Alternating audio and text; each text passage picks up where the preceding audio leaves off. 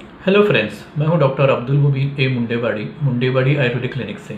आज के इस वीडियो में हम बात करेंगे आयुर्वेदिक हर्बल ट्रीटमेंट, एक रेयर डिजीज़ जिसको HOCM बोलते हैं। इसका फुल फॉर्म है हाइपरट्रोफिक ऑब्स्ट्रक्टिव कार्डियोमायोपैथी।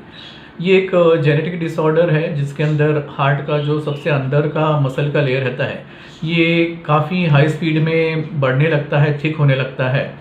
और इसकी वजह से जो हार्ट के अंदर की जो कैविटी होती है, ये कैविटी काफ़ी कम हो जाती है, जिसकी वजह से जो हार्ट का एक नॉर्मल फंक्शन होता है ब्लड को पंप आउट करने का, ये सीरियसली अफेक्ट हो जाता है। वो हार्ट अपना काम नहीं कर सकती है, ब्लड बाहर फेंक नहीं सकती है और इससे ग्रेजुअली एरिथमिया टाइप का हो सकता है और इसकी वजह से हार्ट फेलियर या हार्ट ब्लॉक हो सकता है।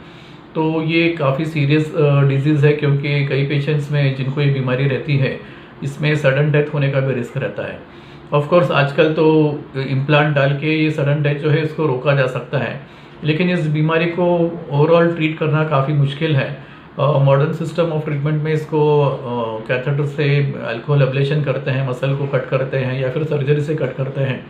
लेकिन ये प्रोसीजर सब काफ़ी कॉम्प्लिकेटेड हैं, इसके अंदर कॉम्प्लिकेशंस बहुत हो सकते हैं, साइड इफ़ेक्ट बहुत हो सकते हैं और ये अगर कुछ पेशेंट्स में फिर से रिलैप्स होता है, फिर से मसल का ग्रोथ होता है।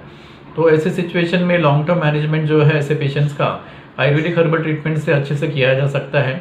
इतना ही है कि ये ट्रीटमेंट धीरे धीरे काम करता है, तो जहाँ पे हाई रिस्क है डेथ का या फिर मसल ग्रोथ बहुत फास्ट हो रही है, वहाँ पे कंबाइंड ट्रीटमेंट करना चाहिए। सिर्फ आयुर्वेदिक ट्रीटमेंट पे डिपेंडेंट नहीं रहना चाहिए।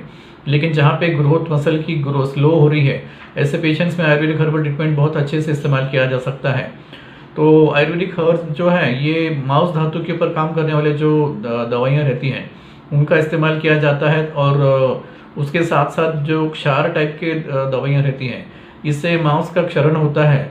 तो ये दो मेडिसिन और इसके साथ साथ दूसरे दवाइयों का कॉम्बिनेशन का इस्तेमाल करके धीरे धीरे जो अंदर का जो मसल का जो एक्स्ट्रा ग्रोथ है, इसको कंट्रोल करके कम किया जा सकता है।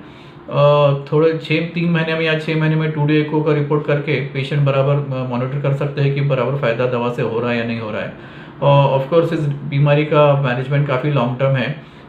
कम से कम ऑन एन एवरेज 2 साल तो लगातार ट्रीटमेंट करना पड़ता है, जिसमें अच्छे खासा रिजल्ट्स मिल के एक पेशेंट को एक स्टेबल कंडीशन में लाया जा सकता है। उसके बाद में भी पेशेंट को आजीवन मॉनिटर करते रहना पड़ता है, ये देखने के लिए कि ये दोबारा न बढ़े। लेकिन फिर भी आयुर्वेदिक हर्बल ट्रीटमेंट से HOCM ये जो बीमारी है, इसका काफ़ी अच्छे से ट्रीटमेंट कर सकते हैं। अगर पेशेंट में बहुत ज़्यादा फास्ट प्रोग्रेशन हो रहा है या फिर सिर्फ ओरल मेडिकेशन को नहीं रिस्पॉन्ड कर रहे हैं, तो ऐसे पेशेंट्स में दूसरे ट्रीटमेंट्स भी, पंचकर्म ट्रीटमेंट्स भी कर सकते हैं। उसके अंदर बस्ती ट्रीटमेंट भी काफ़ी इफ़ेक्टिव है, या फिर बाहर से लोकल एप्लीकेशन भी कर सकते हैं, जिसको हृदय बस्ती बोलते हैं, उस तरह के। ये इस तरह से 2-3 ट्रीटमेंट्स का कॉम्बिनेशन करके भी जो रिफ्रैक्टरी पेशेंट्स हैं जिसमें फ़र्क नहीं पड़ रहा है, ऐसे पेशेंट्स में भी ट्रीटमेंट किया जा सकता है और पेशेंट को एक स्टेबल कंडीशन में रखा जा सकता है।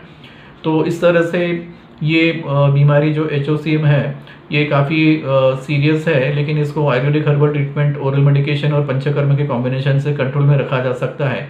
और पेशेंट में जो एक लॉन्ग टर्म रिस्क है डेथ का, इसको हटाकर पेशेंट की आम जिंदगी, नॉर्मल जिंदगी पेशेंट जी सकता है। तो फ्रेंड्स, इस तरह से एक शॉर्ट डिस्क्रिप्शन हुआ Ayurvedic herbal treatment HOCM, hypertrophic obstructive cardiomyopathy का। मिलते हैं अगले वीडियो में। Good bye.